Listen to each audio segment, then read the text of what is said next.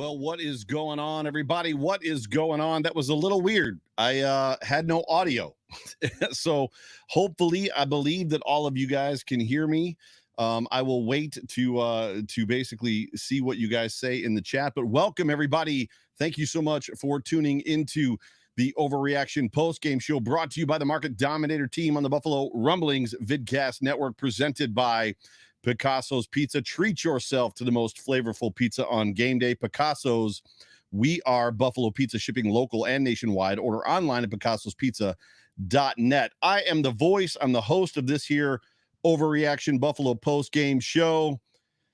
It's good to have you. You can find me, as always, on Twitter.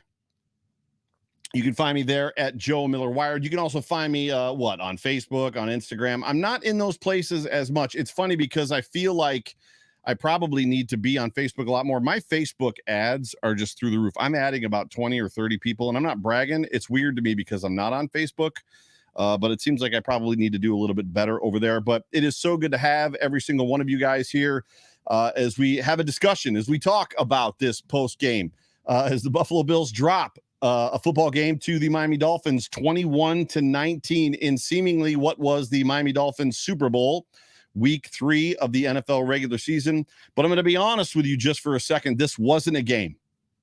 This wasn't a game. It was a war. This was legitimately David versus wounded Goliath playing barbarian football on the surface of the sun with no water. I don't think I've ever seen anything like what we witnessed in this football game as it pertained to not only Bills players going down, Bills players cramping, Bills players having trouble, but also Dolphins players. It was unbelievable at times. I mean, it was a comedy going into this game, the amount of injuries that the Bills sustained against the Titans on Monday Night Football, and then just to see them continue and the Bills down to their third string center. It was just a comedy of injuries, and I'm just glad that it's not, at one point I wanted to tweet the gif, the throw the damn towel gif from Rocky, because I just wanted the game to be over because it literally just got that bad, or it seemed like it. But in a losing effort, in my opinion, and I don't know how you feel, Bills Mafia, we're going to talk about it. But in a losing effort, I feel like the Bills further cemented that they are the number one football team in the NFL. They overcame injuries, mistakes. They overcame oppressive heat. They overcame zebras.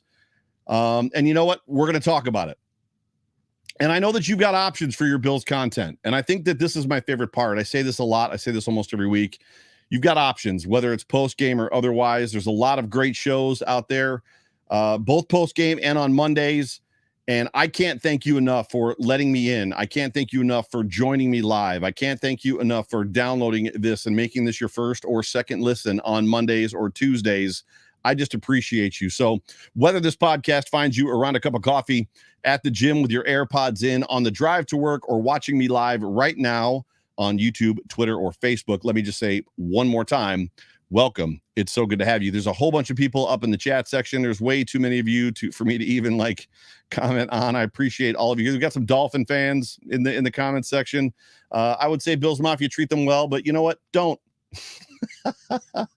Don't. If they're chest thumping for winning their first game against the Bills in 4 years against their daddy Josh Allen, give it to them for all I care. But it is what it is. This is, as I like to tell you guys all the time, this is a recording of a podcast. So I'm going to do my best to get through my notes. I'm going to do my best to bring to you what I felt on the couch during this game. And my guess is it's going to resonate with you.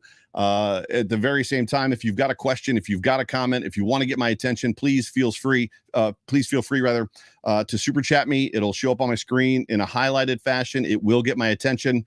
Otherwise, it's difficult for me to kind of pay attention to my notes and at the same time kind of what's going on in the comment section. And with that, we have right on cue our first super chat from Brooke.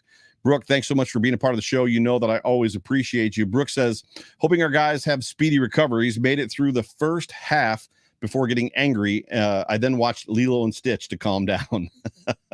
That's funny. Interest, total sidebar and randomness. My oldest daughter, Addison, is going as Stitch for Halloween. She came down during the game.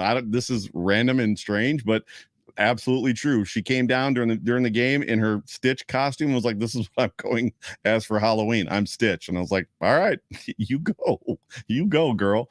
But please do me a favor, just as you saw Brooke do. If you've got a comment, if you've got a question for me, please super chat me. I will respond to it. I promise. We're going to go through the show. We're going to do a high level summary. We're going to go through game stats, quarter by quarter stuff. I'm going to read your tweets, and who knows, if there's time, maybe I'll throw the link out there and we'll take a caller or two. But how far we've come. Oh yeah, by the way, I'm not drinking bourbon this evening. I actually felt it was time for a change, so I make one of the best margaritas on the planet. So I'm having a margarita. So cheers. Here's to a good show. Here's to a speedy recovery for all the Buffalo Bills players and Dolphins players that were roughed up in that football game today. But how far we've come, Bills Mafia, all of us, every one of us expected the Bills to pull this game out despite everything you saw. Granted, there was probably a naysayer out there. Right now, there's people on Twitter that are like calling McDermott names and talking about like negatively about how he's clapping his hands on the sidelines incessantly and he's a horrible head coach and blah. I don't know how anybody comes away from this football game crazy upset at Sean McDermott.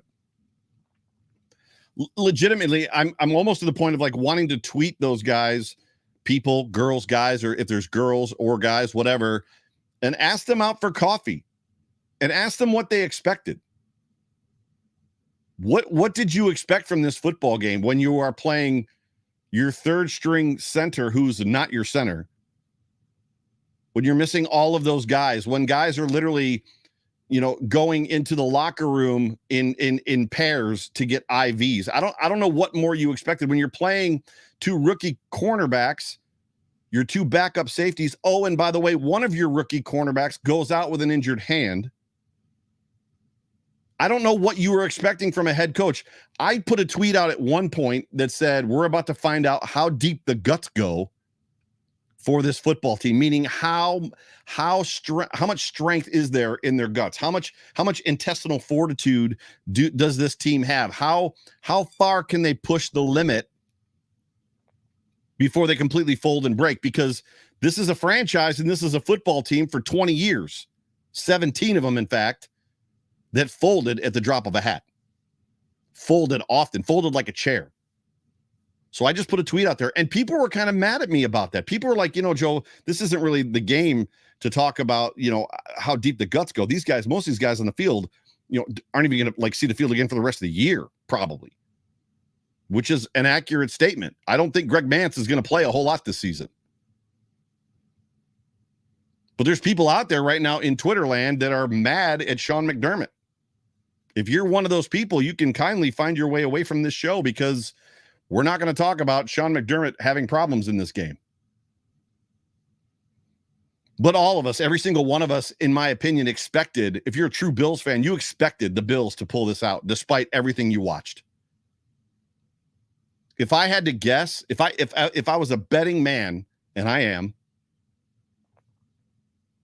the letdown from that game, the letdown of them actually not following through and not completing the comeback and win, hurt worse than the actual loss itself. The loss was, I don't want to say expected. The loss was not presumed, but there was a level of acceptance, right? We kind of came into this game, the Bills are 2-0. They're badly banged up. We're going to talk about that. They're missing a lot of guys. It's 1,000,000 degrees down there, which, the last 2 years the Bills have played down there week 2 or week 3, and it didn't really phase them. This time it was warmer, hotter, more humid. At one point, Josh Allen said it was hot. They had trouble breathing down on the field. It was so hot, which I lived in Florida for a long time, about 8 years. I know that feeling, and I know exactly what he's talking about. Playing tackle football in that kind of heat is not fun. But with everything that was going on, with as bad as it was, with the mistakes that were made and the near misses that we had, or I should say not near misses, but they were misses, the slight misses or the misses that we had that were close, every single one of us, if you are a true Bills fan, in my opinion, we were believing. We were believing to the end. They had us locked in. We knew for sure there was no way that this one was going to get away from us. Like, even after when they were down on the goal line and Josh skipped that pass off the ground to Isaiah McKenzie to take the lead, and there was under 2 minutes left and Miami took the ball over, there was still an aspect of like, we go 4 and out here, or we go 3 and out, make them punt the ball, we get the ball back. And then sure enough, they go 3 and out, and I'm way ahead of my notes, but they go 3 and out. He punt the butt punt. He punts the ball into the butt. We get the safety. Field goal wins this game. I mean, we were right up to Isaiah like there was a point where, they've got the marker on the field for Tyler Bass's range. And I was like, that's not his range. He can kick the ball a lot farther than that. I've seen it. I'm like, if they line him up for a 65-yarder, he's got this thing. He's money. Even with the shank he had earlier. But in my opinion, we have come a long ways, Mafia. We've come a long ways from when we borderline expected this team to lose.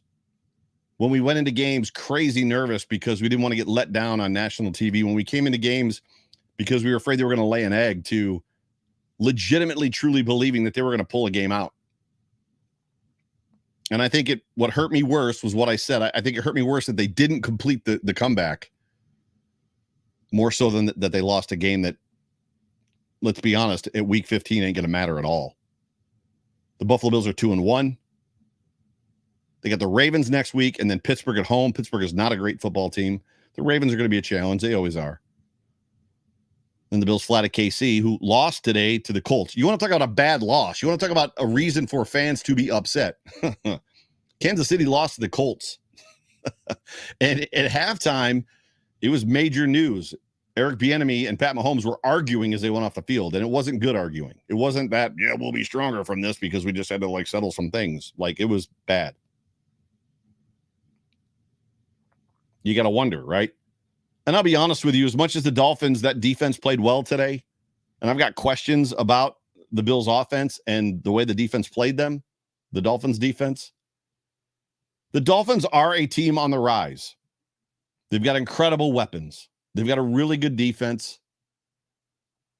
But much to the dismay of Miami fans who are in the comments section right now, they're not a team to be feared. Well, Joe, they just beat the Bills. How could you say that they're not to be? Tua Tagovailoa completed 13 passes in that football game. The Bills had the ball for 40 minutes. Legitimately, I'm going to read you a text here in a second, or I'm going to read you some information. This game easily could have been 40-21 if the Bills didn't make the mistakes that they made. Freaking Tyreek Hill. Oh, that number one, he's some other kind of person. He completed 13 passes, bro. How other is he? I mean, don't get me wrong, that's pretty magical to complete 13 whole passes and win a football game against a team that had, I don't even know, we're going to talk about those stats too, 1 million yards and 1 million minutes of possession. Bills Mafia should feel good about, if you're going to feel good about a loss, this is the loss to feel good about. If we had just lost to the Colts like the Chiefs did, you're not feeling good about that. You're just not. If you're upset, you should be upset about the fact that the Bills didn't cover the spread, right? Had the Bills won, they'd have won by a point. So then you're a betting man or woman. Bills get the dub and you're conflicted because you just lost some money. But every one of us, everybody that can hear my voice, if you're watching me live right now, and there's a bunch of you that are watching me live, if you're consuming this podcast on Monday, Tuesday, or Wednesday, late in the evening on Sunday, if you're on the West Coast, be proud. You should be proud of this football team. They gutted that thing out. They legitimately 1,000% gutted that thing out. And I think it was Adam Bonini in the postgame presser with McDermott said, was it just too much for them to overcome?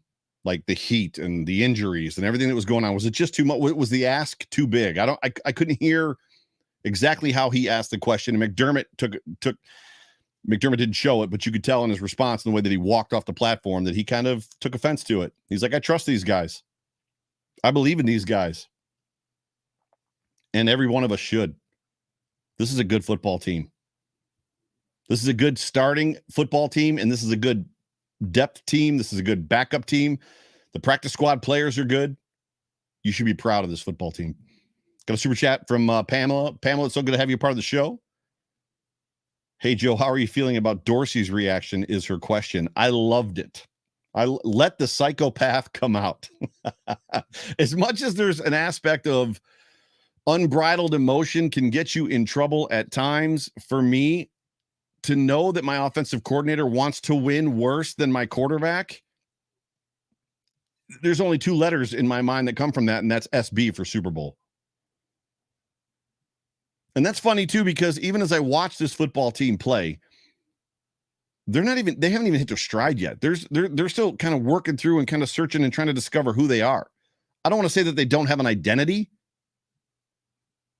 but this game was starkly different from week one as far as game plan.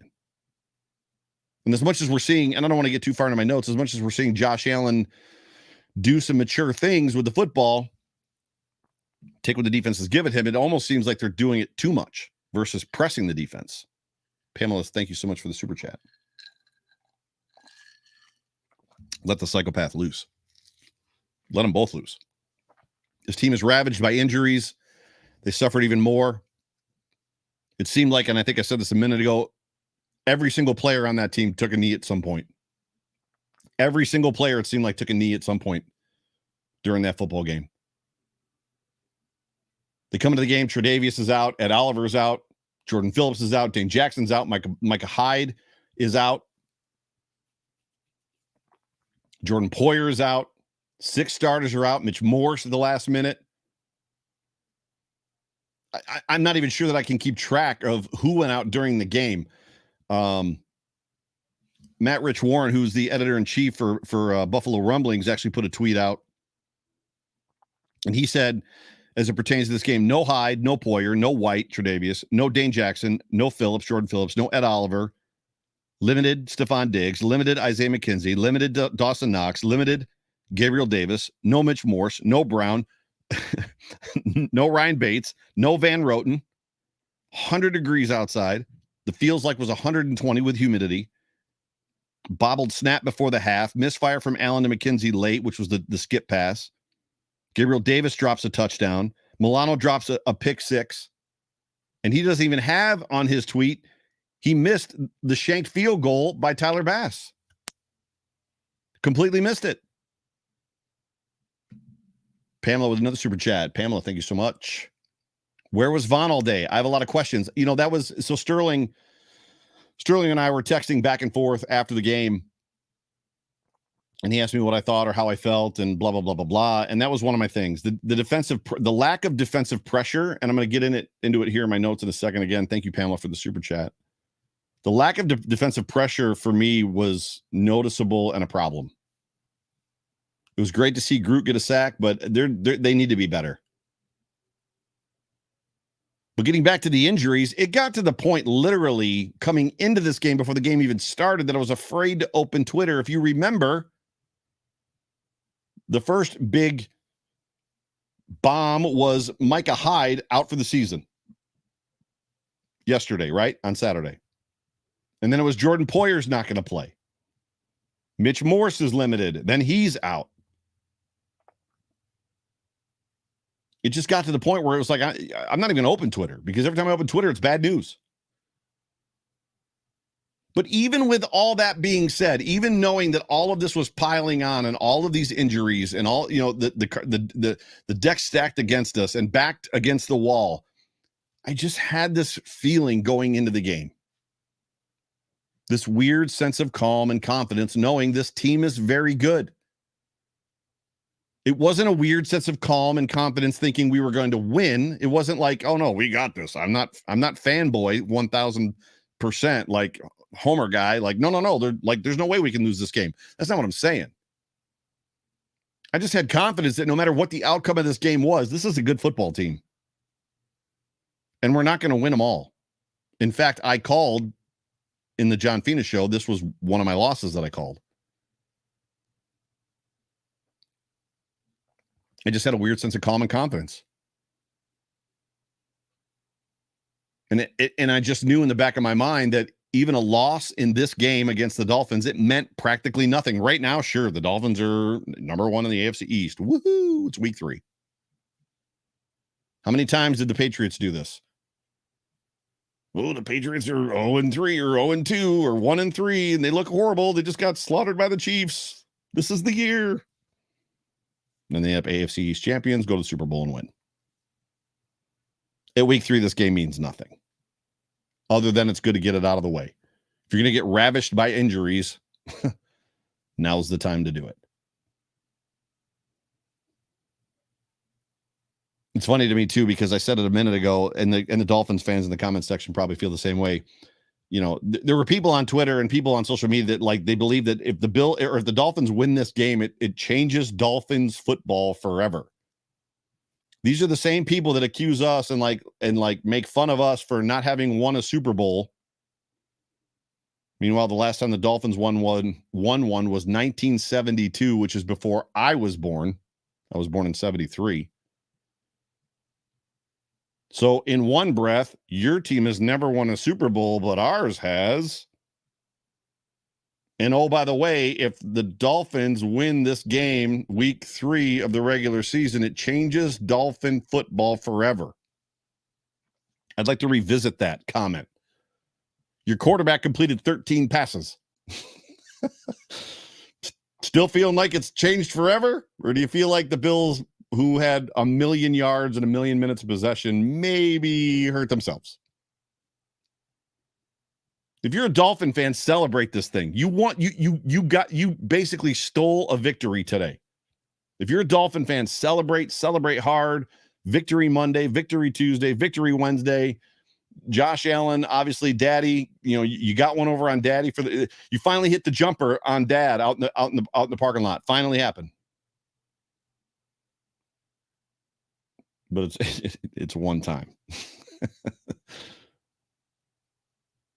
And getting back to what Pamela said, you know, I expected more pressure from the Bills' defensive line. I legitimately don't understand why there wasn't, particularly on that 3rd and 22, which was a beautiful pass. It was a beautiful route by Jalen Waddle. Props where props is due. The Bills rushed 3. I get 3rd and 22. You want to drop back, but you rush 3? The defensive line was subpar in this football game. I don't know what the game plan was. This is where we're not privy to the information. This is where we're not in the game planning sessions. This is where things happen during the game, and the Bills feel like it's hard to argue, and it's hard to have a negative take when the Bills gave up 212 yards on offense. So, Dolphin fans, your football team amassed a total of 212? Let me check the stats. I want to make sure I get this right. 212. I was right. Your football team amassed 212 yards on offense, total offense. 212 wonderful yards. It's hard to nitpick at that point about Von Miller being a little bit invisible, about AJ Epinesa being invisible. AJ Epinesa, I don't even think they called AJ's name one time in this game. Not for a pressure, not for a sack, not for a tackle, nothing. It's hard to nitpick when you've given up 212 yards. The problem is the 212 yards came at incredibly important times. Runs, 3rd downs. I just expected more. I expect a lot out of this defensive line. No, they're not going to be world beaters every game, and it's fine. But it's at one point, the Miami Dolphins were shuffling their offensive line just as bad as the Bills were.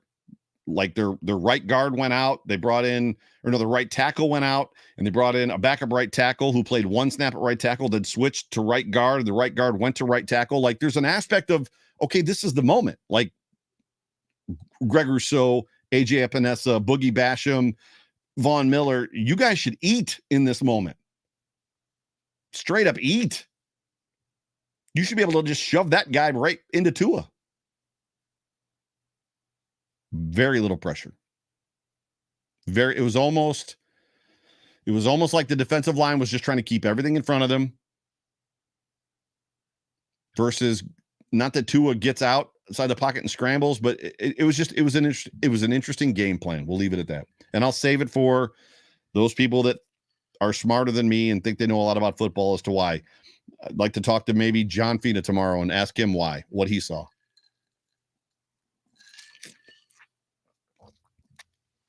I just expected more from the defensive line. By and large, it's hard to complain about what the backup secondary did. It was great to see E.J. Manuel back there running around making tackles. I tweeted that and like nobody bit.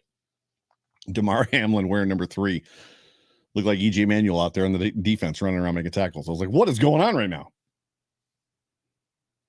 But that backup secondary and the rookies did okay. They made a couple of mistakes. There was the questionable call, the personal foul on Jaquan Johnson, especially after the couple personal fouls that weren't called against or for Josh Allen, and then the one on Dawson Knox, which was a helmet to helmet hit. I don't care what anybody says. He may have led with his shoulder, and I believe he did, but his first contact was his helmet to Dawson Knox's face mask. That is a foul. That is a penalty. Changes the game. There were a lot of chances. We talked about him. The drop touchdown by Davis, the missed field goal. Milano dropped a pick 6. Get passed by Josh. And as the market dominator said to me, any one of those plays, John Spascheck texted me and he says, any one of those plays happened. Those ones that were just barely missed. And the Buffalo Bills are 3-0.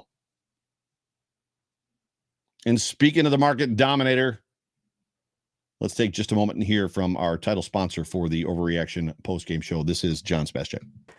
Folks, it's the market dominator here, coming to my Buffalo football family. I love you guys, and I love our clients. I am also the proud sponsor of the Overreaction podcast, hosted by my good friend, Joe Miller. You know, his approach is excellence, and that's the same as ours.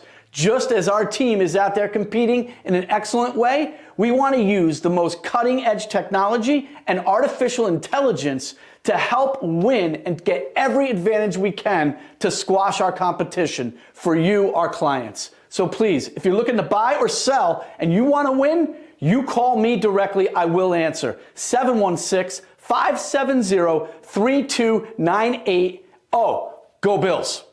I'm going to be honest with you. It's very, very strange to be watching these videos on my screen and not be able to hear them. So I've got a technical issue someplace in my setup, and I cannot hear these videos. It's very weird, and it's very strange. But this is what I would tell you. If you're in the market to buy or sell a home, please give John and his team, the Market Dominator team, a call. You can reach them. This is John's cell phone number, 716-570-3298.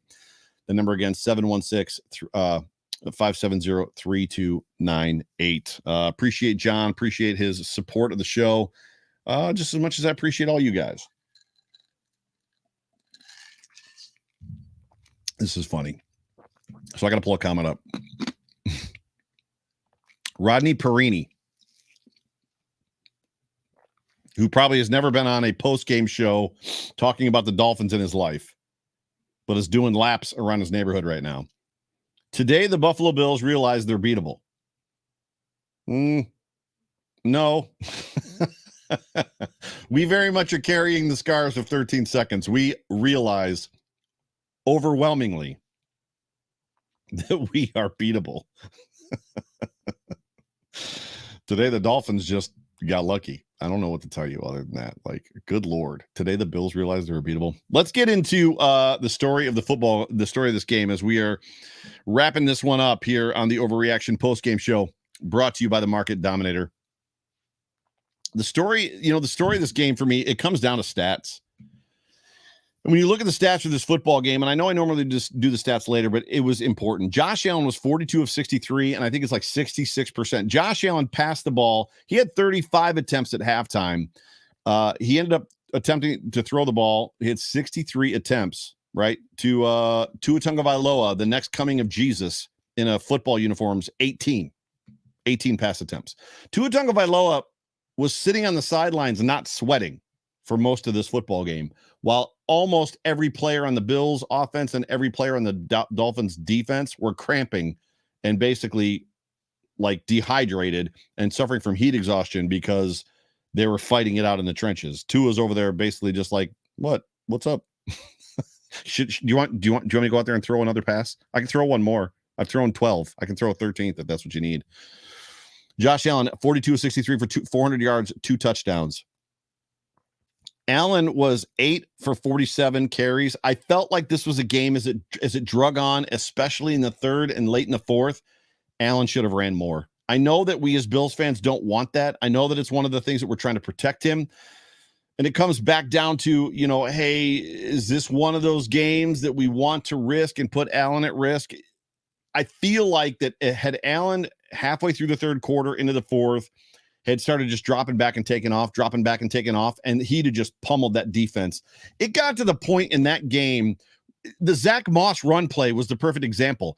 There was just many plays where the Bills would snap the ball, and the offensive line and defensive line were almost kind of like in slow motion. It looked very training campish. It was almost like, hey, I'm like really tired. Could you just not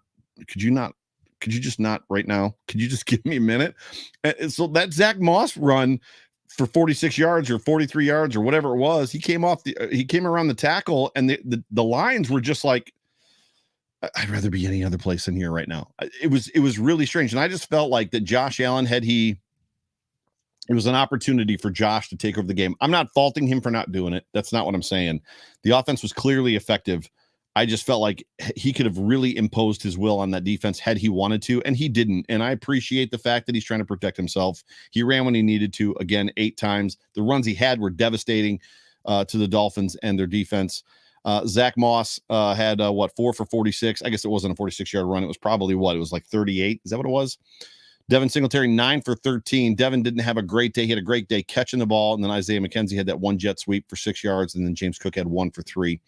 Got on the super chat from Peyton Plays. Peyton, thank you so much for being a part of the show. Peyton was at the game. You're probably on your way home back to Tampa from Miami right now, or Clearwater, if I'm not, if I know anything about what's going on out there in Florida. He says he's popping in to say Josh Allen is on pace for 6,400 all-purpose yards. Oh, that's funny. I love it. I absolutely love it. Back to the stats.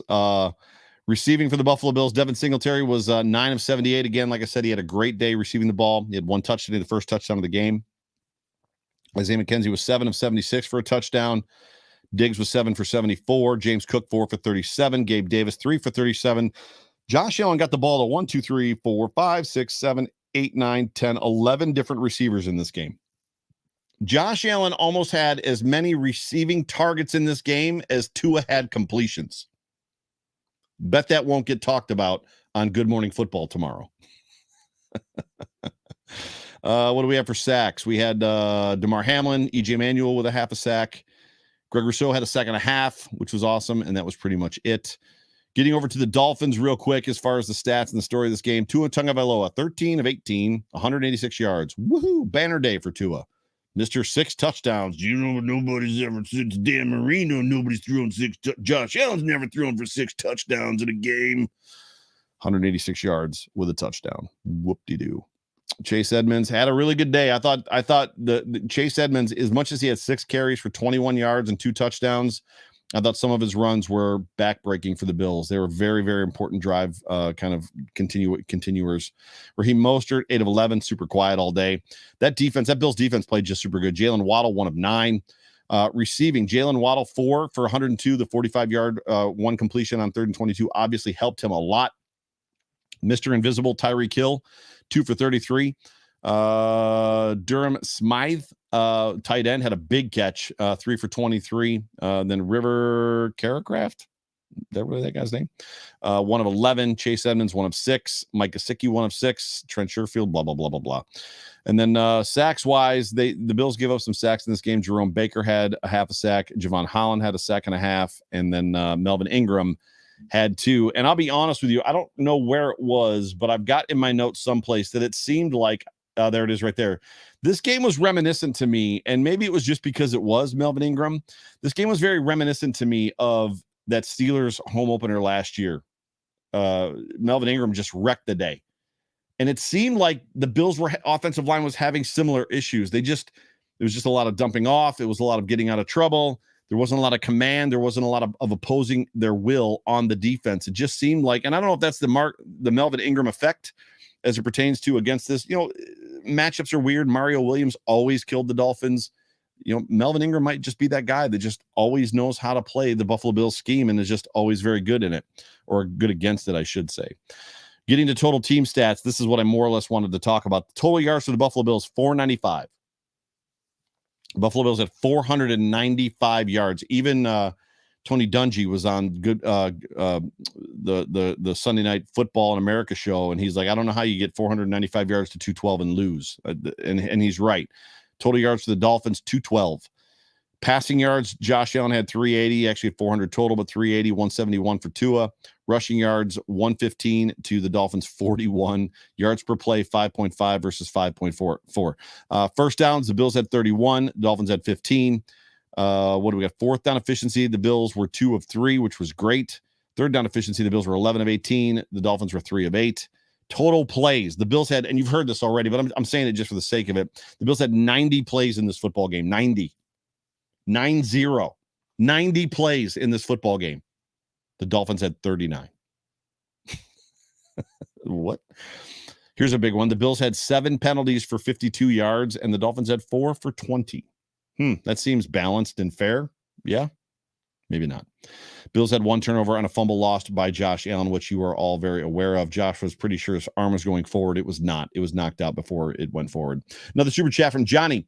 Johnny, thank you so much for being a part of the show. Appreciate you, my man. The Bills didn't capitalize when needed today, especially on big in big places. But the way Josh comes through on 3rd and 4th downs is astonishing sometimes. That's exactly right. That goes back to the top of the show, and I talked about all of us were believing. All of us believed that the Bills were going to pull this out in the final minutes of that game. Johnny, thank you so much for the super chat. Appreciate you, my man. Appreciate you being a part of the show. So when you're talking about the game stats, as far as that goes, and you just see how lopsided this football game was, right? It was insane. And victory laps, it's Victory Monday for the Dolphins. Let them take their victory laps. But at the end of the day, Tua won this football game by not playing. I mean, I don't know how you could. I literally was in a Twitter conversation with one person who said that Tua outplayed Josh Allen. And I responded, if by outplay, quote unquote, outplay, you mean barely played, then yes, you are 100% accurate. Am I salty? No, but let's call a spade, right? Let's call it for what it is. Tua didn't win this game. He had 1 crucial pass on 3rd and 22 on a bad defensive call where Waddle split the defender, split the cover 2 shell that they had, and made a great play. Outside of that, I don't know what we're talking about. Tua won this football game by not playing. And it seemed to me that when we're talking about this football game and we're talking about what happened, it seemed to me that the Dolphins defense dictated to the Bills. I went into this football game, as I'm sure a lot of you did, expecting a shootout, a race to 50. First team to 50 wins. That's lit. I would not have been surprised if one of these teams, I'm not saying the Bills, if the Bills or the Dolphins won this game 51-48. That's what I was expecting. And I can show you my bet receipts to prove it. I legitimately thought for sure both quarterbacks were going to have over 400 yards. I thought Hill would have 100, Stephon would have 100, Waddle would have 100, McKenzie or Davis would have 100. I was expecting a shootout. I was expecting a race to 50. But it just seemed like the Bills, even with having the ball an insane amount of time, huge long 20-play drives, 9-10 minutes. I think they had the ball the whole entire 3rd quarter. And as much as I say it, they couldn't, or they didn't feel like they were imposing their will when it really mattered. It's funny because you say that, it's like, but Joe, they had the ball the entire 3rd quarter. You just said it. They imposed their will. No, they didn't. They were very much taking what the defense gave them. Josh looked rattled at times. He looked unsettled at times. And a lot of that can come from not having your starting center and not having your backup center. And there's something to be said for Kyle Van Roten. Greg Van Roten, Kyle Van Roten, Van Roten. There's something to be said for, Josh Allen expects, it's been 3 years, 4 years with Mitch Morse. He's expecting the snap to come to him a certain way. And every time Van Roten snaps the ball in a shotgun formation, Josh has to reach for it. That throws you out of your rhythm. 100% throws you out of your rhythm. It just felt like the Bills offense could not impose their will when it mattered the most. There were no darts 18 yards downfield. Josh wasn't hitting guys 22 and 23 yards downfield like we were used to seeing him do. It was very much snap the ball, find the guy that's open short, snap, and then the dude would run. There was a lot of yak in this football game, which is great. It just felt like Josh was going underneath the whole time. He never really tested the defense. And I said, I think, when we were talking about the defense, blocking and the rush was an issue, but, it just felt like as much as the pressure was coming and it was in Josh's face the whole time in this game, I just felt like he needed to burn them intermediate to deep a couple times to get them to sit back a little bit, just to sit back a little bit. And I know that he stayed in on that one ball that went to McKenzie. It was a beautiful pass to his left and was 26 yards or something like that. There just needed to be more of those. He needed to beat them when it mattered on the rush to get them to lay back a little bit. Apparently Josh Allen had x-rays after this game, which, that's a little scary. Said he's okay. Had x-rays on his hand. And I'll be honest with you, the ball came out of his hand funny a couple times. Not sure when he got hurt, but in the end, the story of this game is, penalties, attrition, mistakes by the Bills, great play calls, and great execution by the Dolphins when it mattered, including the butt punt. I don't know how any Dolphin fan can be in any comment section or any mentions of a Bills fan and doing victory laps when they had a butt punt today. Are we really talking about this? You had a butt punt. Sorry, I can't help myself. Hey, Bills Mafia, we all know Buffalo's a drinking town with a football problem. And just like a Josh Allen to Stephon Diggs touchdown pass, I have the perfect pass for you, the Trail Pass. That is the Western New York Beer Trail, and the 2022 Trail Pass is your passport to great local craft beer and other craft beverages in Western New York. When you purchase and use a Trail Pass, you can get 2 half-price beers at 42 different area breweries, bottle shops, and pubs, including a meadery, a cider works, and a distillery. And you score over $350 of savings inside the pass, just like a Bills-Patriots playoff game. You score every time you use it. The 2022 Trail Pass is good now through the end of the year and is available along with other beer trail items at the website www.wnYbeertrail.com. The website again, www.wnYbeertrail.com. Click on the shop tab, enter the code, the voice 20. That's this code right here. The voice 20. And you're going to get an extra 20% off all of the savings that you already get. Also, if you are out and about, you can also get the beer trail pass at the Totally Buffalo store in Amherst and Orchard Park, the Buffalo Gift Emporium in Tonawanda, and the One-Eyed Cat Brewing in Williamsville. We at Western New York Beer Trail are proud to support everything local, including the show, craft beer, small business, and local charities. Western New York Beer Trail, drink local, support local. We'll see you on the trail. Super, super thankful for Tom and the Western New York Beer Trail. Do me a favor. If you love craft beers, if you love to get out and try different beers, this is 1000% the pass for you. This gives you an opportunity to get out and try a bunch of stuff. So it is good through the end of the year. So make sure you jump over to their website, www.wnYbeertrail.com. Put in the voice 20 as the code when you check out, get an extra 20% off. And please do me a favor and support the wonderful sponsors of this here show, this here wonderful show. Wrapping this thing up. So we got 15 minutes left. I'm going to hit the quarter by quarter real quick. I don't have that many tweets to talk about. Bills Mafia is a little bit in their feelings, I think. Despite me telling you guys you should be proud of this football team. Kevin H says we all need a beer right now. It's hysterical. So getting back through this game real quick, I'm going to hit this real fast. So in the first quarter, the Bills, the first play, Bills catch Diggs to, or I should say big catch by Diggs to, wide open 28 yards. There's a pass to Devin Singletary, and there's a run for loss to Devin Singletary. Another pass to Reggie Gilliam. They actually passed it to him 2 times in a row, which was great.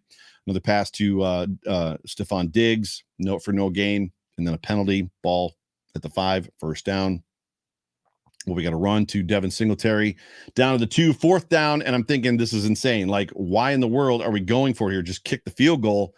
But then obviously the touchdown pass to Devin Singletary, it was a great call by Dorsey. I loved it. The Bills are up 7-0. Allen at that point was 6 for 6 with a touchdown. The Dolphins' first possession in the first quarter, and I'll be honest, I was unsure what to expect at this point. The Dolphins started throwing 22. They had a penalty on a false start, so pushed them back to the 17-yard line. They're first and 15, and incomplete. Then they had a pass for 5 yards, penalty on Benford, first down. And it's just like, good Lord, can we not do this? Can we not have a bunch of penalties? But obviously we knew the penalties were going to kind of be the thing of the day. There's a run for 8, an incomplete pass. Milano makes a tackle. They got a punt. So the Bills are up 7-0 still. The Bills' second possession from the 12-yard line. They had a run by Zach Moss, 2 runs in a row by Zach Moss, both for no gain. And it was right after that Allen fumbled the ball on third down. I wasn't happy about that sequence at all. And I know that there's a great deal of play calling that play calls aren't meant for. So as much as we see a run to Moss 2 in a row, sometimes it's not necessarily about the player that's in there. You're just calling, like Dorsey's calling plays. He's not looking at the field, wondering necessarily who's there and calling it for that specific player. But it was what it was. At the end of the day, the Bills held, as you're going to see, the Dolphins are, their second possession, they had a pass for 5 yards line to the 1, or for 5 yards to the 1 yard line, rather, 2 with the keeper, and then the fullback dive. It was stopped, fourth down, timeout, and then Edmonds finally gets it in. It was interesting to see them go for it on fourth down. That's a very gutsy, ballsy move there, and you could almost tell that the Dolphins were very much feeling like. So the Bills go for it on fourth down all the time because they're aggressive and they're very much pedal to the floor. I felt like the Dolphins went for it on fourth down there. Obviously, they're on the 1 yard line, but because they knew they had to keep up, right? I think the Dolphins were expecting the same thing I was expecting. They were expecting a race to 50. How are we going to stop the Bills' offense? They did a very good job of it in this game. So they went for it on fourth down there, executed, tied it up 7-7. Bills' third possession from the 25. So there's only 3 possessions, or not 3. There's we got 1, 2, 3, 4 possessions in the actual first quarter. The Bills ran a jet sweep to Isaiah McKenzie. Then there was a pass to Dawson Knox for a first down, pass to Devin Singletary, pass to Jake Kumaro, who went out injured. Pass to Kumaro again. He actually didn't go out injured there. He just went out injured during the game. Sorry. A run to Devin Singletary, incomplete pass to Gabe Davis, and then another pass to Devin Singletary. Fourth down, end of the first quarter. Going into the second quarter, the Bills ball 4th and 2 is what I've got here. I've got first down on a Josh run. So this was one of those moments for me where Josh just seemed like, as he always does, when he wants to impose his will, he can. We see it all the time. And the funny thing is the Dolphins fans in the comment section will probably tell you they hate it when Josh Allen runs because it's hard to stop him. Melvin Ingram follows it up immediately with a big sack. There was a pass after that to the 6 yard line for 20 or to Isaiah McKenzie for 27 yards. That was the third down or second 19. The big, it was second 19. Sorry. There was a big pass to Isaiah McKenzie. That was one we were talking about earlier for 27 yards. And then it ends up being first and goal from the 9. Allen throws it away. There's a pass to Devin Singletary for no gain. Third down, touchdown to Isaiah McKenzie. It just looked easy at that point. Bills are up 14-7. The Dolphins' third possession from the 17. It was a nice drive. It basically completes in a touchdown pass by Tua. It's 14-14. It was a great throw. So Tua actually put some zip on the ball, and he hit his. I believe it was his tight end. I didn't mark who it was to, but he hit his tight end on a slant, on an inside slant, 14-14. And had it been, I saw a couple people on Twitter actually note, like basically saying I agree with them. Had Micah Hyde been covering him, it probably would have been picked off. The pass was a little bit late. The defender was a little bit late, but it was a good throw nonetheless. 14-14. Bills' fourth possession of the half from the 25. It was a pass to Gabe Davis for a gain of 8. Pass to Stephon Diggs for a first down. Pass to Devin Singletary. Pass to Isaiah McKenzie for a first down. Incomplete to James Cook. And James Cook, I get the feeling. Do you ever get the feeling when it comes to certain players that not that the game is too big for them, but that's kind of how I feel about James Cook right now. The game just seems a little too big for him. Like, I don't know that he's settled. I don't know that he's ready. I don't know that the game is slowed down for him yet. But my note here just says that James Cook needs to start making plays. And that's just what it is. Then there was an incomplete pass to Stephon Diggs. It's third down. Took a timeout due to confusion. That was where Josh Allen was basically signaling to Isaiah McKenzie, come on, you're supposed to be on this side. You're supposed to be on this side. Isaiah McKenzie's like, no, I'm supposed to be on this side. And Josh Allen had to call the timeout and then basically pulled him aside and was like, you're supposed to be over there. And McKenzie, you saw him go, oh, yeah, you're right. I'm supposed to be over there. Incomplete to Stephon Diggs. It's 4th and 10. The Buffalo Bills have to punt. Rare, I think it was the only punt in the game. Rare punt by the Bills. Dolphins' 4th possession from the 14, 4 minutes to go. They had a run for negative yards, another run, and a great scramble and pass to Jalen Waddle for a first down. Personal foul penalty plus 15. That I believe that was the play where Milano hits, which is going to be talked about all week. Milano shoves Tua, which in my opinion was not a personal foul. Was he there a little bit late? Sure, but it's football. Tua gets up wobbly, about falls over, goes into the locker room, and then comes back out on the second half, and they're like, oh, it was his back. Yeah. He was dazed and confused and dizzy and almost fell over because he hurt his back. Bridgewater comes into the football game, and it's a little bit of a joke at that point in time. Bills' 5th possession from the 30, minute 38 to play. And this one ends up, I'm not going to go through the plays. This one culminates in effectively Josh Allen going to clock the ball.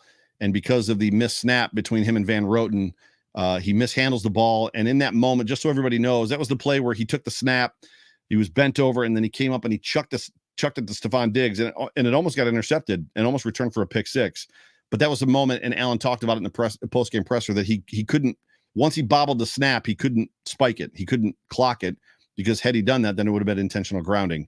So it's just clearly him and Van Roten not on the same page, which we've seen a lot of that in the last 2 games. 14-14 at the half. Bills were in control. It was funny because when you look at the halftime stats for this football game, the Bills had 214 yards at halftime. The Dolphins had 109. It basically reads as half of, right, this whole thing. Passing yards, 206 to 68. Rushing yards, 8 to 41. So the Bills actually were horrible rushing the football in the first half. Yards per play, 5.1, 4.7. First downs, 16 to 10. Total plays, 42 to 23. And Amanda is texting me. I don't know why Amanda's texting me, but oh, gotcha. Thank you, Amanda. I didn't do it on purpose. Everybody's like, what did she say? What did she say? That's between me and Amanda. Coming out in the third quarter, the Dolphins got the ball first possession from the 25. Big play to Tyreek Hill, and then just 3 and out from there. The Bills' first possession of the second half, rather, after a great effort. Incomplete. There was a run to Devin Singletary, a pass to Isaiah McKenzie for a huge first down. Next play was incomplete. Huge run by 17 for 19 yards. A pass to James Cook. A run to James Cook for a first down. Incomplete pass from there. Another pass to Dawson Knox. There's a bunch of stuff in here. This drive actually ends in a field goal. Tyler Bass field goal. Super. This was that long drive in the third quarter that ended in a Tyler Bass field goal. 17-14 Bills. Dolphins' second possession from the 24. They had a pass and then a run, and then this was the backbreaker that was lost. Milano had a pick six in his hand. Pick six in his hands. What was it, the 35 or the 38 or something like that? Dolphins end up having to punt. And I'll be honest with you, and a lot of people said it too, it wasn't great. I think the Dolphins, it wasn't a 3 and out. I think it was a 4 and out. They had a one pass that was pretty good, but they ended up punting right away, and it was just way too early for the Bills offense to go back on the field. I could just tell that the Bills offense was probably telling the defense, hey, can you give them a couple first downs? Maybe not like get the ball back right away. Just when you talk about just exhaustion and heat and cramping and everything else. The Bills' second possession, this is their last possession of that quarter from the Dolphins 20 after a punt. Huge run. This is that play that I was talking about. This is where things started looking like it was in slow motion when the Bills' offense was on the field. It just was. When you go back and watch this game, watch from this moment on here and through the fourth quarter, it just looked like the offensive line and the defensive line wanted to be any place else but here in that game. Zach Moss with a huge run. And then another run for a first down. Another run to Zach Moss from there. Actually, it was Josh Allen had the run for the first down, and then another run by Zach Moss, end of the third quarter. And this is where it gets fun. This is where it gets exciting. Fourth quarter, ball to Miami 26, 2nd and 10, incomplete pass to Isaiah McKenzie, another pass to Dawson Knox for a gain of 5. 4th and 4, field goal. Tyler Bass shanked it. I didn't feel good about that. Do you ever just get a feeling? I just had a feeling. Didn't feel good about that field goal attempt. Not that the Bills should have gone for it. I just felt like 38 yards. He's money from 38. I just didn't feel good about it. Dolphins get the ball back for their third possession at their own 28 after the missed field goal. And I just felt like the momentum was beginning to shift. It didn't actually shift. I just felt like if there was a time for the momentum to shift, this was it. They actually drive the field. They do a pretty good job. That's where the huge pass to Waddle was for, 45 yards on the 3rd and 22. 1st and goal. They had a run, an incomplete pass, a personal foul on Jaquan Johnson in the end zone, put the ball on the 1, touchdown to Edmonds. And literally in my notes, I feel like that's the game right there. And it was effectively the game right there. I just felt like the Bills offense was just struggling a little bit. Even though the defense was playing lights out, I just felt like the Bills were having trouble, as I said earlier, imposing their will on the Dolphins.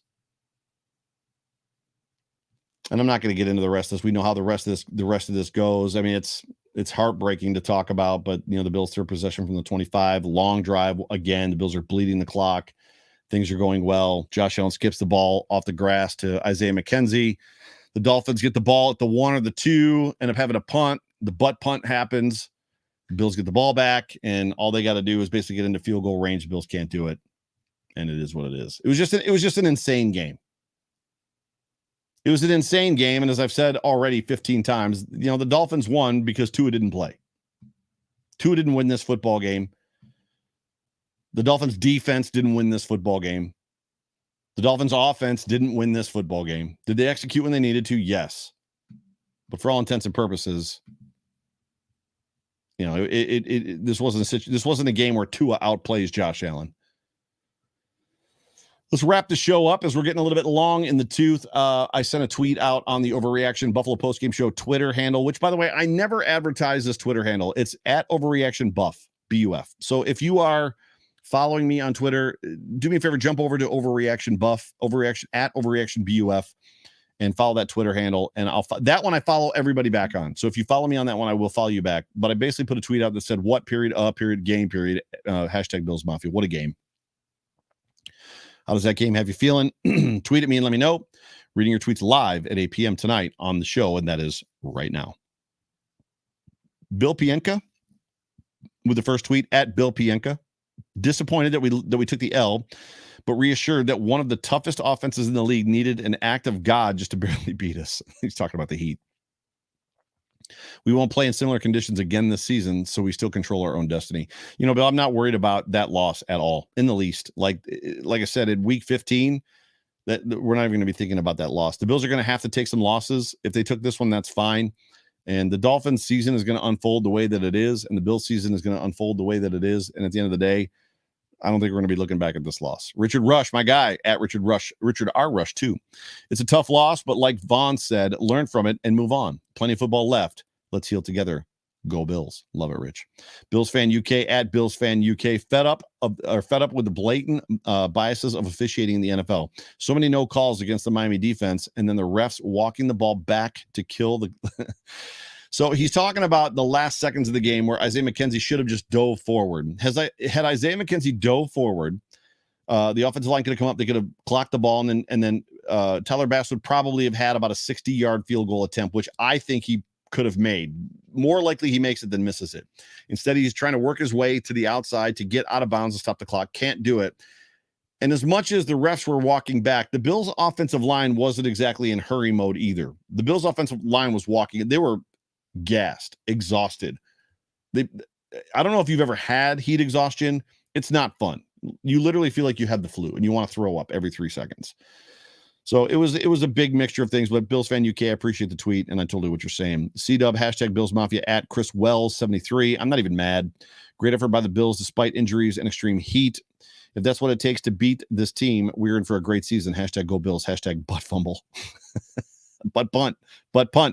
And then he follows it up with, upon further reflection, the Bills snap back well after frustrating losses. The Hail Mary. Murray, rather. The Pats game in Buffalo last year. Hashtag playoff bound. Love it. Appreciate you. Thanks for being a part of the show. Bill S. at CRZY Bill, which is crazy, Bill. You can't say that the defensive backs got burnt and cost us the game. With their wide receivers, they should make everybody happy. This loss still sucks. You're right. Those defensive backs played an incredible football game. Super Bowl LV, is that 57? Super Bowl 57 chance. It's actually Saxa Dave, my guy Saxa Dave, who will be in town for the Pittsburgh game. So if you're going to be in Buffalo, get prepared to meet my brother from another mother all the way over in the UK as well, Saxa Dave. Honestly, not even phased. How many things had to go wrong to lose that game? Dropped TD passes, missed field goals, horrendous officiating, botched snaps, short touchdown passes, injury hell and fighting heat stroke. We needed a loss or two to set up a Super Bowl win anyway. Bills by $1 billion. And then he says, P.S. What happened to AJ tonight? We talked about that earlier. AJ Epinesa was basically invisible in this football game. Xavier Stutz at XCS713. This is a game we need to forget, but remember the feeling. And that's a John Fina statement. So remember the feeling, forget the game, remember the feeling. So I love that Xavier Stutz said that. So that's John Fina like to a T. Remember the feeling, forget the game. This is a game we need to forget, but remember the feeling. Shouldn't have came down to the butt safety. Oh, now we're calling it the butt safety. And last second field goal try. It's not 100 degrees on the field in January. That's absolutely 1,000% true. It's definitely not going to be 100 degrees in the field in January. It's going to be a lot colder. It might be negative 100. No, I'm just kidding. It won't be that cold either. It might be 100-degree difference, but it won't be minus 100. And the last one I got for you for this show is Jackie Broder at Broder Jackie. I don't know how to assign blame for this one. Injuries, heat exhaustion, and the refs. I want to be mad at all the mistakes and almost, but I just can't because I still think the whole damn team played their hearts out down to literally the last man standing. Jackie, I appreciate that, and I love exactly what you said. And I think we, Bills Mafia, all agree. And like I said before, this is a team and this is a game that Bills Mafia should be proud of. As much as it's hard to lose, and I'm the guy that said that they could potentially go undefeated this season, there's not a game on the schedule that they can't win. This was also a game they could win, and they almost did, but they came up just a little bit short. You should be proud. Very, very, very proud of your football team, Bills Mafia. But ladies and gentlemen, I'm going to give you your time back. I appreciate you so much. Thank you so much for hanging out with me for the Overreaction post-game show brought to you by the Market Dominator on the Buffalo Rumblings Vidcast Network, presented by Picasso's Pizza. My name is Joe Miller. You can find me on Twitter at Joe Miller Wired. Here is the thing. So tomorrow, Monday, please join me. So return of the Off Tackle with John Fina show. I apologize, everybody. Last week, there was no Off Tackle with John Fina show because this guy right here had knee surgery, and it didn't go. It should have gone better. My knee surgery went fine. It just went really, really late. I was supposed to have surgery at 1. I didn't get wheeled until like 3:30, and I didn't get home until 6:30 or 7, and I was super loopy, and I was like, yeah, this isn't going to happen. So Monday, 8 o'clock, tomorrow, the Off Tackle with John Fina show. Please be there or be square. Would love to have you. Join us in the comments section. Tuesday is the Code of Conduct. Wednesday, Hump Day Hotline. Thursday, the Buffalo Nerd. Friday, Food for Thought. That is the lineup for Buffalo Rumblings in the vidcast form. And obviously, we have a plethora. We've got content all week long in podcast form to keep you interested. But ladies and gentlemen, I can't even begin to tell you how much I love all of you. I can't begin to tell you how much I appreciate all of you hanging out with me. You've got so many places to go for content. There's a football game on right now. But I love you. I appreciate all of you guys. And I can't wait to rally up and see how this football game against the Ravens goes next week. But for me, for Buffalo Rumblings, for John Spaschek, for Tom from the Western New York Beer Trail, can't wait to talk to you guys tomorrow during the Off Tackle with John Fina show. Love you guys. Talk to you soon. Go Bills.